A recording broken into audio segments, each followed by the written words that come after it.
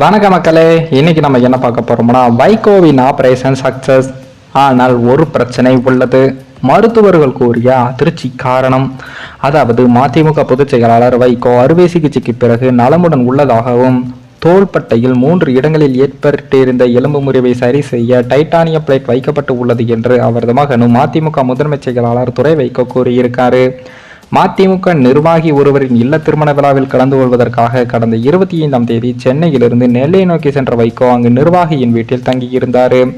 அப்போது வீட்டின் மாடிக்கு செல்வதற்காக படிக்கட்டில் ஏறிய போது கால் இடறி அவர் கீழே விழுந்து இருக்காரு.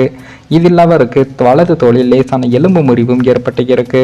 இதனை அடுத்து அங்கிருந்த நிர்வாகிகள் அவரை மருத்துவமனைக்கும் அழைத்து சென்றாங்க. இதனையடுத்து வைகோவின் வயது மற்றும் உடல்நலை கருதி அவரை விமானம் மூலம் தூத்துக்குடியிலிருந்து சென்னைக்கு அழைத்து வந்தார்கள்.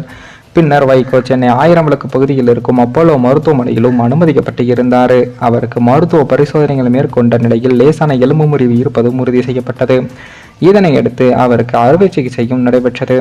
இந்த நிலையில் தான் வைகோ அறுவை சிகிச்சைக்கு பிறகு நலமுடன் உள்ளதாகவும் தோள்பட்டையில் 3 இடங்களில் ஏற்பட்டிருந்த எலும்பு முறிவு சரி செய்ய டைட்டானியம் பிளேட் வைக்கப்பட்டு உள்ளது என்று அவரது மகனும் மதிமுக முதன்மை செயலாளர் துரை வைகோ கூறியிருக்காரு.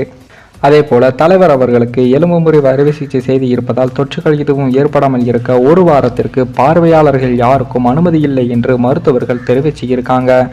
ஆகவே கழகத் தோழர்களும் நலன் விரும்பிகளும் தலைவரை சந்திக்க வருவதை தவிர்த்து ஒத்துழைப்பு தருமாறு அன்புடன் கேட்டுக்கொள்கிறேன் என்று அவரது மகனான துரை வைகோ கூறியிருக்காரு. அதே போல தற்போது வைகோவுக்கு எலும்பு முறிவு ஏற்பட்டு என்னதான் ஆபரேஷன் செய்து இருந்தாலும் முன்பு இருந்தது போல அவரது கை வேலை செய்யாது என்ற ஒரு தகவலும் வெளியாகி இருக்கு. மேலும் இந்த வீடியோ ஏதோ ஒரு விதத்தில் உங்களுக்கு பிடித்திருக்கும் என்று நினைக்கிறேன். நம்ம சேனலுக்கு புதிதாக வீடியோ பார்க்கிறீர்கள் என்றால் மறக்காமல் சப்ஸ்கிரைபர் செய்துவிட்டு பாருங்கள். இன்னொரு வீடியோவில் சந்திக்கும் வரை நான் உங்கள் தமிழ்.